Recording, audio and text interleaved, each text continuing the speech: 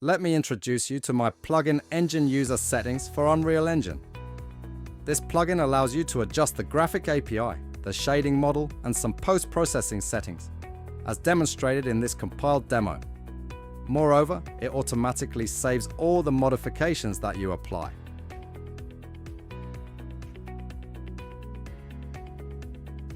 All the nodes of the plugin are in the Engine User Settings section, which you can access by the search area.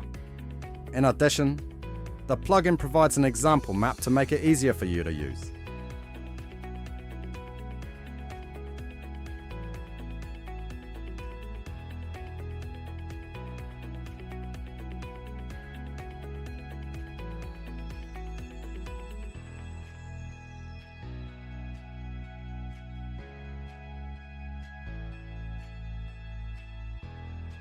On the Marketplace page, you will find more information about the plugin. You will also find a link that will take you to the plugin's documentation website, another link where you can report bugs, and finally the demo download for you to test before making the purchase.